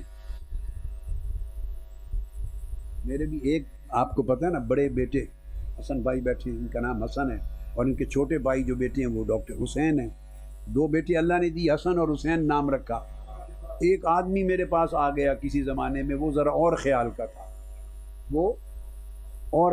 تھا، اس نے مجھے پوچھا کہ دو ہی بیٹے اللہ نے دیے اور ایک کا نام حسن ایک کا نام حسین، ایسا کیوں کیا؟ کوئی نام اور نہیں رکھ سکتے تھے؟ اس کو میں نے کہا اس کی ایک ریزن ہے، تو میں تمہیں بتاؤں آپ کو سمجھ نہیں آئے گی، آپ کو۔ اس نے کہا کیا ایسا راز ہے سمجھ نہیں آئے گا؟ میں نے کہا بتا دیتا ہوں، سمجھ میں آئے یا نہ آئے آپ کا نصیب۔ میں نے کہا آقا علیہ السلام کی ایک سنت ہے، میں یہ جو پیدا ہوئے ہیں تو میں اپنے کمرے میں ایسے گھوڑا بن جاتا ہوں اور کندھے پر بٹھا لیتا ہوں، اور کندھے پر بٹھا کے ان کو کہتا ہوں میرے بال پکڑ لو، مجھے گھوڑا بن کے چلاؤ، اور میں نام لیتا ہوں، حسن اور حسین کی آواز میرے کانوں میں آتی ہے، مجھے لذت آتی ہے، اور میں اپنا من کا رانجھا راضی کرتا ہوں ان کو اوپر بٹھا کر۔ اس لیے یہ نام رکھیں، یہ جو چاہیں کر لیں، گھر کے اندر کر سکتے ہیں، مگر آپ یا میں چھوٹے بچوں کو کندھوں پر اٹھا کر باہر چوک چوراہے میں نہیں جائیں گے، کندھے پر ایسے اٹھا کے جا سکتے ہیں، کندھے پر بٹھا کر چوک چوراہے میں نہیں جائیں گے. ہماری ایک اپنی ایک نام نہاد عزت، ایک مقام اور منصب رکھ رکھاؤ ہوتا ہے نا، وہ آڑے آتا ہے کہ کیا کہیں گے جی پوتے کو، یہ کوئی نویکلے پوتے نے نہ دے، کوئی وکھرے ہی پوتے نے یا نواسے کندھے پر بٹھا کر چوک میں باہر چلے گئے ہیں. اب آقا علیہ السلام سے اونچی عزت کائنات میں کس کی ہوگی؟ آقا علیہ السلام سے بلند رتبہ کس انسان کا ہوگا؟ ان کو احساس نہیں آتا پروٹوکولز کا؟ نہیں ہو سکتا، نہیں. مگر سب کچھ کے باوجود چوراہے میں کندھوں پر لے کے چل رہے ہیں، بچہ اس سے لاڈ اور پیار کر رہے ہیں اپنی اولاد میں، ہمیں طریقہ سکھا رہے ہیں. یہ جو خلق عظیم کے گوشے ہیں، خلق عظیم جس کا تصور بھی کوئی نہیں کر سکتا، یہ آقا علیہ السلام کی ذات اقدس میں خلق عظیم کے وہ گوشے ہیں. اس لیے آقا علیہ السلام نے تعلیم دی اور فرمایا لوگوں، حضرت آقا علیہ السلام نے بیان کیا کہ اللہ پاک نے حضرت ابراہیم علیہ السلام کو وحی فرمایا، وحی، اور فرمایا کہ یا خلیلی حسن خلقک ولو مع الکفار، اپنے اخلاق کو نہایت خوبصورت رکھ، خواہ معاملہ کفار کے ساتھ ہی کیوں نہ ہو، کافروں کے ساتھ بھی ڈیلنگ ہو تب بھی اخلاق بگڑنے نہ پائے.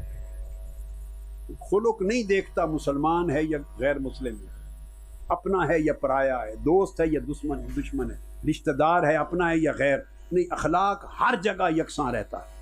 تو اللہ پاک نے فرمایا اگر اپنا اخلاق کفار سے بھی اچھا رکھو تدخلوا مدخل الابرار، جنت میں داخل ہو جاؤ گے. فإن کلمتی سبقت لمن حسن خلقه ان اذلہ تحت عرشی واسکنہ من حظیرۃ قدسی وان ادنیہ من جواری.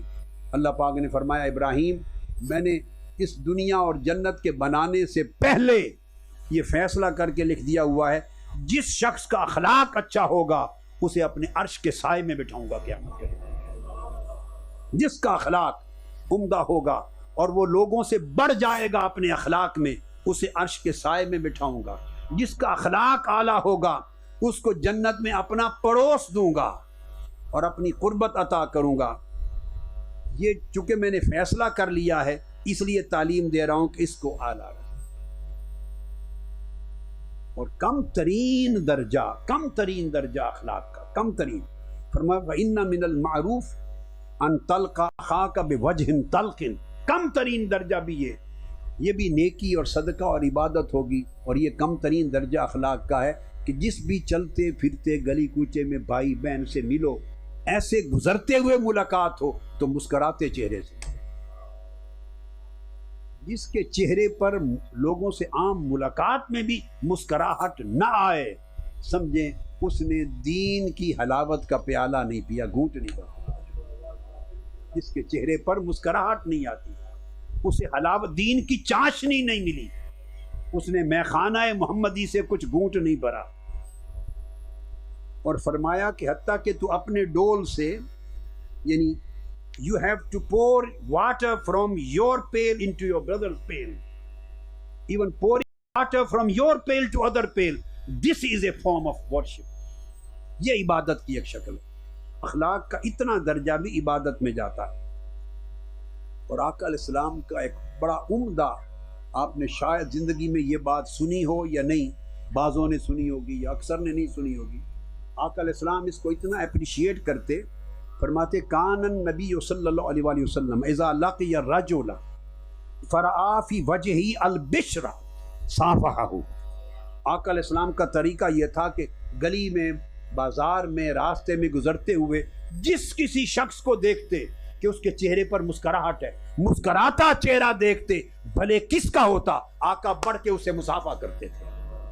صرف مسکرانے والے چہرے کو دیکھ کر مصافحہ کرتے تھے، اس کے اپریشیٹ کرتے، حوصلہ افزائی کرتے کہ بندے چہرے کی مسکراہٹ کی عادت رکھنا یہ اس قابل عمل ہے کہ میں تجھ سے خود مصافحہ بڑھ کے کروں. تو مصافحہ کرتے آقا علیہ السلام. یہ جو ایک طریقہ ہے. اور پھر حضرت عبداللہ بن عمر رضی اللہ تعالیٰ عنہ روایت کرتے ہیں، آقا علیہ السلام نے فرمایا صحابہ کرام سے کہ ان فی الجنت غرفتاً یرا ظاہرها من باطنها، یرا ظاہرها و باطنها و یرا باطنها من ظاہرها. روایتوں میں مختلف کلمات آئیں.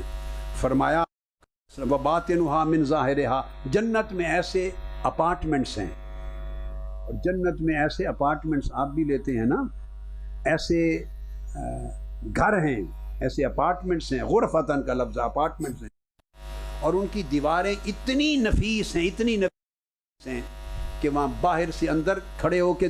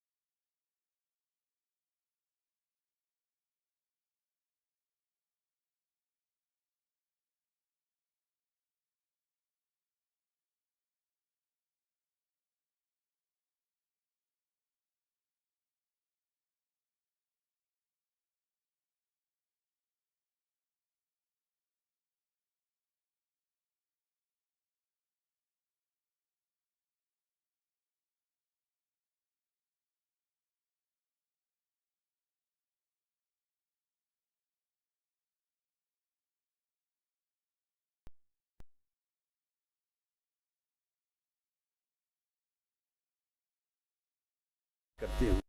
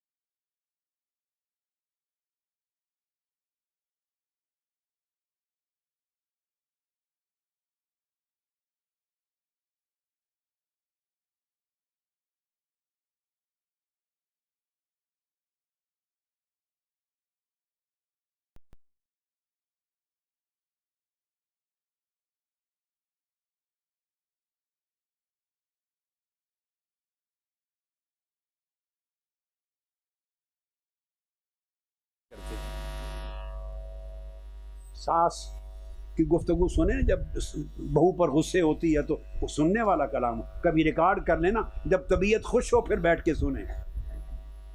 اور بہو جب دوسری سہیلیوں سے ملتی ہے اور ساس کی شکایت غصے میں آ کے کرتی ہے، وہ بھی خود ریکارڈ کر کے ٹھنڈے مزاج کے وقت میں سنیں. بھائی بھائی سے لڑتا ہے تو سنیں کیسے کلام کرتے، دوست دوست سے لڑتا ہے. عام لوگ لیڈرز وغیرہ اپنے فالورز کے ساتھ، امام اور خطیب اور عالم عام سوسائٹی میں رشتہ داروں کے ساتھ جب جھگڑے ہوتے ہیں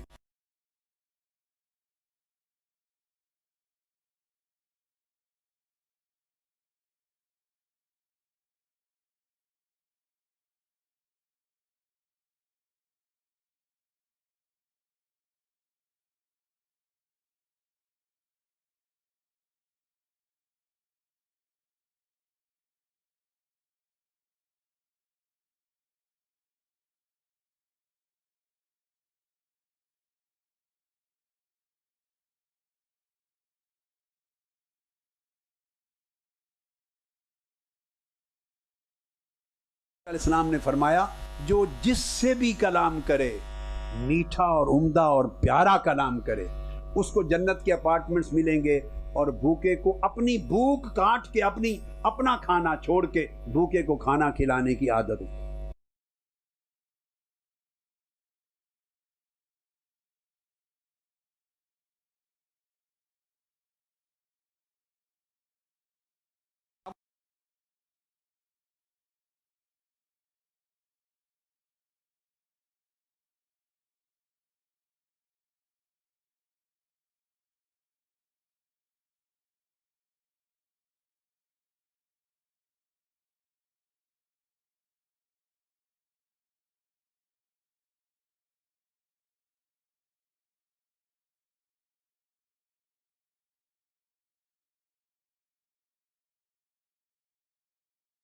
فرمایا رات کو پھر اللہ سے ہم کلامی کریں، سرگوشیاں کریں۔ یہ وہ اخلاق ہے، خلق حسن ہے۔ تو آقا علیہ السلام نے فرمایا ہوا ان تصل من قطعک وتعطی من حرمک وتعفو من ظلمک۔ یہ ہے کہ جو شخص تجھ سے تعلق کاٹے، تعلق توڑے، محروم کرے، تم اس کو دو، جو تمہیں نہ دے اس کو دو۔ اب کے اس حکم پر، حسن خلق کے حکم پر عمل کرنا، یہ تربیت اور مشق اور محنت سے آتی ہے، ریاضت سے آتی ہے۔ اگر یہ اچھے اخلاق بھی پیدا کرنے ہیں تو سب سے پہلے ان کی تعلیم لینی ہوگی، سمجھنا ہوگا، سمجھ کے انہیں اپنانا ہوگا، پریکٹس کرنا ہوگا، اور پریکٹس کر کے پھر انہیں پھیلانا ہوگا۔ تین چیزیں بولیے، کیا کیا؟ سمجھنے کے لیے سمجھ بولیے دی جاتی ہے، پھر سمجھیں گے، پھر پریکٹس کریں گے، عمل کریں گے، پھر منتقل کریں گے آگے اور پھیلائیں گے۔ ایک یہ چیز سمجھائی، اور پھر اس کے ساتھ جو عبادات اور اللہ کے ساتھ تعلق ہے، جو آخرت میں نجات کا باعث بنے گا، وہ پھر سنورتا ہے اور باعث برکت ہوتا ہے وہ تعلق۔ اس عمل کو کرنے اور اس میں کامیاب زندگی بسر کرنے کے لیے آخری کلمہ نصیحت، آخری اس کے لیے ضروری ہے کہ آپ اجتماعی کسی کوشش کا حصہ بنیں۔ تنہا رہ کر، انڈیویجولی، اکیلے آپ سمجھیں کہ اس سوسائٹی میں دین پر عمل کر لیں گے، دین سیکھ لیں گے، اعلیٰ اخلاق سیکھ لیں گے، دین کی روح کو سمجھ لیں گے، اپنا لیں گے، بچوں کو منتقل کر لیں گے، ایسا نہیں۔ یہ ایک ویلیوز کا سسٹم ہے۔ آپ روزگار کمانے کے لیے یہاں آئے تھے، اور دنیا کے ہر مغربی ملک میں روزگار کے لیے آئے، دنیا کمانے کے لیے آئے، اور الٹیمیٹلی ایک دو نسلوں کے بعد دین گنوا بیٹھے۔ دنیا کمانے کے لیے آئے تھے یا دین گنوانے کے لیے آئے؟ بولیے، اونچا بولیں۔ روزگار کمانے کے لیے آئے تھے نا، معاش کمانے کے لیے آئے تھے، معاش کمانے کے لیے آئے، معاد گنوا بیٹھے۔ معاد کہتے ہیں آخرت کو، وہ چلا جائے، اور جو پریشر ہے حالات کا، ماحول کا، اسکولوں کا، کلاس فیلوز کا، سوسائٹی کا، کمپنیز کا، فرینڈشپ کا، بچے بچیوں پر جو پریشر ہے، اسکول میں، گلی میں، بازار میں، سوسائٹی میں، انوائرمنٹ میں جو پریشر ہے کہ نہیں، اس سے وہ نئی ویلیوز سیکھتے ہیں، نیا مزاج سیکھتے ہیں، نئی طبیعت سیکھتے ہیں، اور الٹیمیٹلی آپ کو بھی شکوہ ہوتا ہے کہ ماں باپ کا ادب نہیں کرتے، ماں باپ کا احترام نہیں کرتے، اچھے طریقے سے بولتے نہیں ہیں، دین پر عمل نہیں کرتے، نماز نہیں پڑھتے، سنتے نہیں ہیں ہمیں۔ پھر ایک سٹیج آتی ہے کہ دکھ ہوتا ہے، مگر وہ جو دکھ ہونا ہے اس کے ذمہ دار بچے نہیں ہیں، ذمہ دار والدین ہیں۔ ایک عمر تھی جب وہ موم کی طرح نرم تھے، موم کی طرح نرم تھے، آج ہیں۔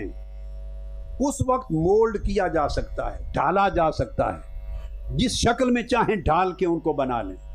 وہ وقت جب گزر جائے اور طبیعتیں جب پختہ ہو جاتی ہیں، پھر سوائے رونے کے، آنسو بہانے کے کچھ نصیب نہیں ہوتا۔ جتنا پریشر باہر سے آتا ہے ہماری نسلوں پر، اللہ کے وجود کا انکار ہے، دین اور مذہب کے وجود کا انکار ہے، اخلاقیات، اسلامی اخلاقیات نہیں ہیں، اپنے آداب نہیں ہیں، ماں باپ کے، بزرگوں کے، مسجد کا راستہ نہیں جانتے، جتنے دباؤ باہر سے آتے ہیں، بچے ریزسٹ نہیں کر سکتے، سسٹین نہیں کر سکتے، بچے بہہ جاتے ہیں اس دباؤ میں۔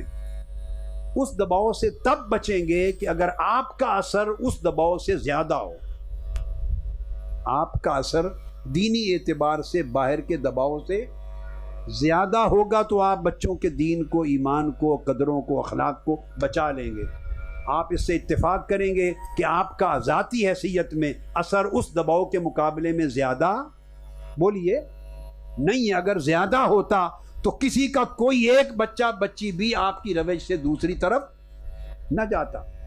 آپ کا دباؤ اور آپ کا پریشر، یہ اثر، میں پریشر نہیں کہتا، اثر باہر کے اثرات کے مقابلے میں بہت کم ہے. باہر کے اثرات ایک لشکر کی طرح ہیں، لشکر کی طرح حملہ آور ہیں. آپ کے پاس ان کے ڈیفنس کا کچھ ہے ہی نہیں ہتھیار. لہذا اکیلے فیملیز اگر کوشش کریں گی تو ہاتھوں سے یہ چیز چلی جائے گی. اور 1-2 نسلوں کے بعد آپ آج کا حال دیکھیں، جب یہ بچے بچیاں آپ کی عمر کو پہنچیں گے اور ماں باپ بنیں گے، اندازہ کریں جب ان کے بچے ہوں گے تو کچھ بچ جائے گا دین میں.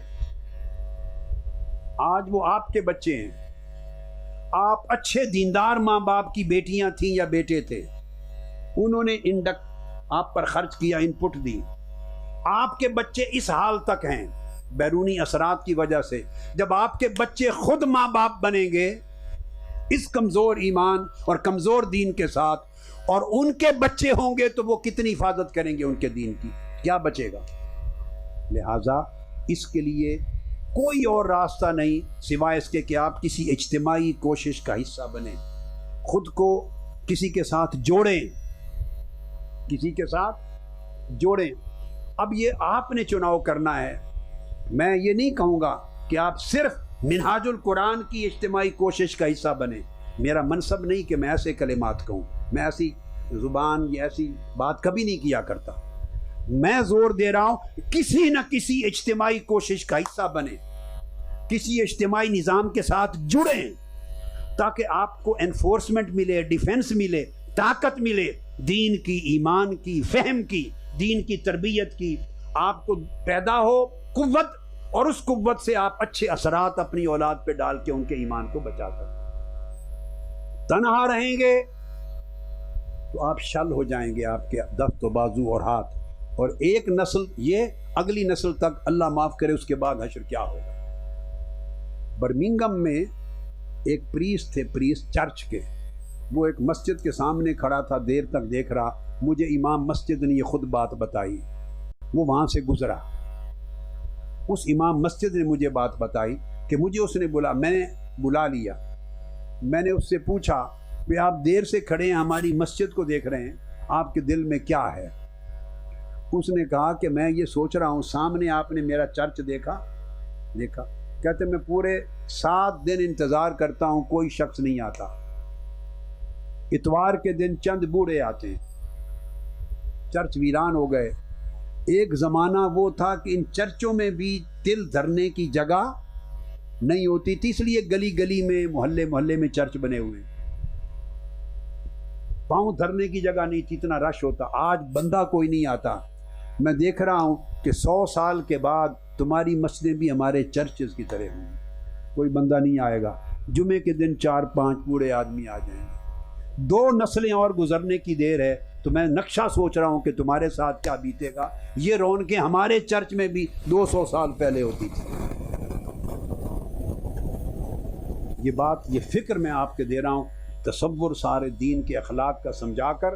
آخری بات جو کر رہا ہوں وہ یہ کہ اجتماعی کوشش اور اجتماعی نظام کا حصہ بن جائیں. منہاج القرآن پسند ہے اگر سمجھیں یہاں سے بہتر تعلیم ملتی ہے، یہاں سے بہتر تربیت ملتی ہے، یہاں سے بہتر فہم دین کا ملتا ہے، یہاں جڑنے سے کیسٹس، خطاب، کتاب، ساری چیزیں ملیں گی، یا بچوں کی بہتر حفاظت کر سکیں گے. اس نظام کا حصہ بنیں. ایسا نہیں کہ کبھی آئیں تو خطاب سننے کے لیے آ جائیں. کسی اور جگہ، کوئی اور مسجد، کوئی مرکز، کوئی اور تنظیم، کوئی جماعت جو دین کا کام کر رہے ہیں، ان کا کام زیادہ بہتر لگے، اس کا حصہ بن جائیں. الغرض جہاں بھی اجتماعی نظام، یہ چوائس آپ کی ہے، آپ نے چننا ہے، کمپیئر آپ نے کرنا ہے. مگر بتانا چاہتا ہوں کہ تنہا رہ کر اپنے اور اپنی نسلوں کے ایمان اور دین کی حفاظت ممکن نہیں ہوگی. کسی اجتماعی نظام سے جڑیں، کولیکٹیو سسٹم کا حصہ بنیں، پریکٹس کریں حصہ بن کر. اس کولیکٹیو ایفرٹ میں جب شامل ہوں گے تو آپ ایک کہتے ہیں، ایک اور 2 11، پھر آپ 2 نہیں 11، اور پھر اجتماعی کاوش کے جو اثرات اور برکات ہوں گی وہ آپ کے گھرانوں کی زندگی میں بھی دین کی بہار لائیں گے، بچوں اور نسلوں کے ایمان کی بھی حفاظت کریں گے. یہ میرا اینڈ پر میسج ہے. اس کے لیے آپ راستے نکالیں اور بلا جھجک فرنٹ پر آ کر کسی اجتماعی دینی کام کا حصہ بنیں. منسلک ہوں، اس کا پارٹ اینڈ پارسل بنے اور اس سے اگلی نسلوں کے ایمان کو بچانے کی محنت کریں۔ اللہ رب العزت ہمارے سب کے حال پہ رحم فرمائے اور آپ کو اپنی رحمت اور برکت سے اور آقا علیہ الصلوۃ والسلام کی شفاعت سے ہمکنار کرے۔ وما علینا الا البلاغ والسلام علیکم ورحمۃ اللہ وبرکاتہ۔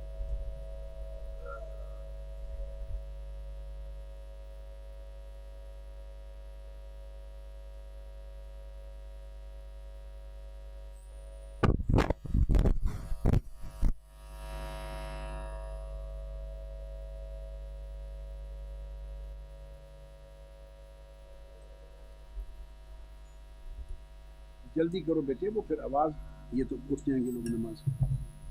شاباش، آواز ہے۔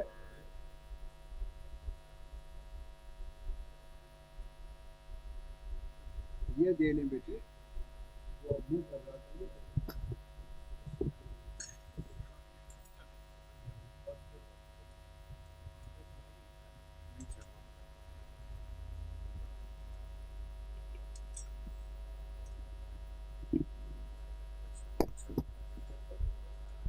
یہ اختتام پر محترم شیخ تاج الدین فرفور صاحب شام سے ہیں، یہ اپنے خیالات کا اظہار کرنا چاہتے ہیں مختصراً۔ کل کی بھی یہ مجلس میں تھے، قبلہ حضور کی جو ہوٹل میں ہوئی اس نشست میں تھے، یہ اب کچھ کلمات کہنا چاہتے ہیں جو انہوں نے اپنی دلی کیفیت اور جذبات جو محسوس۔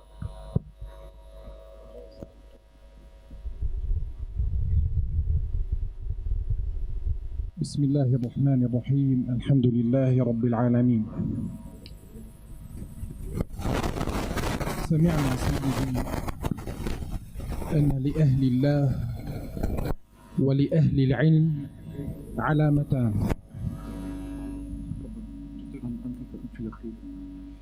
لأهل الله علامتان إذا حضروا ذكر الله وإذا نظرت إلى وجوههم ذكرت الله، فهذا ما حصل معنا يا سيدي. وہ اپنی کیفیت کا اور دلی کیفیت کا اظہار کر رہے ہیں۔ انہوں نے کہا اولیاء اللہ کی دو علامات ہیں، دو نشانیاں ہیں۔ ایک یہ ہے کہ ان کی مجلس میں بیٹھو تو تمہیں اللہ یاد آ جائے۔ دوسری نشانی یہ ہے کہ جب ان کی زیارت کرو تو پھر بھی تمہیں اللہ کی یاد آ جائے۔ تو آج بھی میری کیفیت یہی تھی، کل جو دن گزرا ہے اس دن بھی میری یہی کیفیت تھی کہ میں آج دوبارہ کس وقت آ کر دوبارہ اس حسن مصطفیٰ کے پیکر کی جو ان کو فیض ملا ہے حضور شیخ الاسلام کو، ان کی دوبارہ آ کر آج زیارت کرنا۔ نشكر شيخنا الفاضل شيخ الإسلام على تكرمه وتفضله بزيارته لهذه البلد وهي بلده وهذه الديار دياره، ونسأل الله سبحانه وتعالى أن ينفعنا بعلمه فهو نفاعة يمشي على الأرض.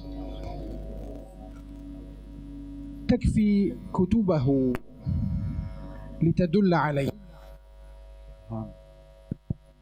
وہ اپنی کیفیت کا اظہار کر رہے ہیں کہ قبلہ حضور یہ بلد ان کا ہے، ان کی آمد مبارک ہو ہمارے لیے بھی، ہمارے اہل و عیال کے لیے بھی۔ اور قبلہ حضور کی جو 600 کتب پرنٹ ہو چکی ہیں اور 1000 کے قریب جو قبلہ حضور نے لکھ دی ہے پرنٹنگ کے مراحل میں ہے، یہی ان کے مقام، رفعت اور جو شان اللہ پاک نے عطا فرمائی ہے حضور شیخ الاسلام کو، وہ ان کے منصب کے لیے یہی ایک چیز اللہ کی طرف سے رحمت کافی ہے، جو ان کی کتابیں اور علمی خدمت ہے امت محمدیہ صلی اللہ علیہ وسلم۔ ومن عادة المؤمنين عندما يجلسون مع أهل العلم ومع أهل الفضل مع مشايخهم أن يعاهدوا الله سبحانه وتعالى كما سنعاهد الله أمامكم يا شيخنا. وہ فرما رہے ہیں کہ جب بھی کسی شیخ کی بارگاہ میں بیٹھا جاتا ہے، ان کی مجلس میں بیٹھا جاتا ہے، تو انسان اپنے دل میں اپنے شیخ کے ساتھ ایک عہد کرتا ہے، اور ہم بھی حضور شیخ الاسلام کی موجودگی میں آج ایک عہد کرتے ہیں اللہ کی بارگاہ میں۔ رددوا ورائي أيها الإخوة. وہ کہہ رہے ہیں آپ میرے ساتھ اس کو ریپیٹ کریں، جو میں کلمات کروں گا اللہ رب العزت کے ساتھ تجدید عہد کرنے کی۔ اللهم إنا نعاهدك، اللہم انا نعاہدک، اللهم إنا نشهدك اللہم انا نشہدک ونعاهدك ونعاہدک على التمسك بكتابك علی التمسک بکتابک وبسنة نبيك المصطفى صلى الله عليه وسلم وبسنت نبیک المصطفیٰ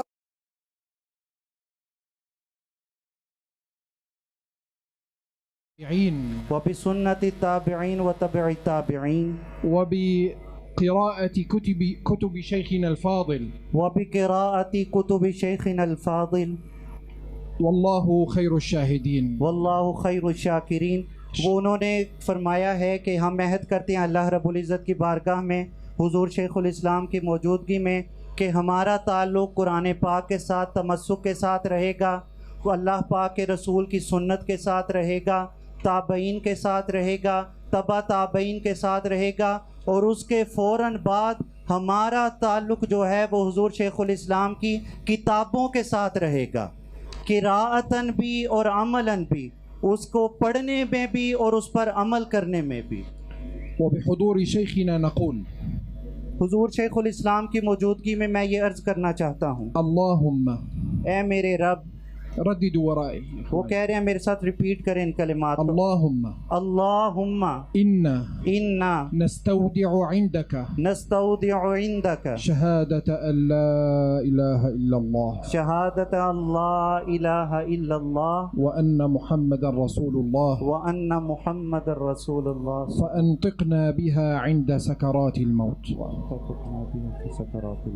جزاكم الله عنا كل خير سيدي، نفعنا الله بعلومكم، أحسن الله إليكم كما أحسنتم إلينا، أحسن الله إليكم كما أكرمكم الله كما أكرمتمونا، فهذه المائدة، هذه مائدة العلم والعلماء، هذه لا تثمن بأي شيء، فهذا هو الكنز۔ وہ فرما رہے ہیں کہ جو کچھ میں نے کل سیکھا ہے حضور شیخ الاسلام سے اور جو کچھ آج کی مجلس میں سیکھا ہے اس کی کوئی قیمت نہیں ہے، یہ ایسا خزانہ ہے جس کی کوئی قیمت نہیں ہے۔ اللہ رب العزت حضور شیخ الاسلام کے عمر میں صحت میں برکت عطا فرمائے۔ السلام علیکم۔ نماز کا وقت ہو چکا ہے، نماز پڑھو۔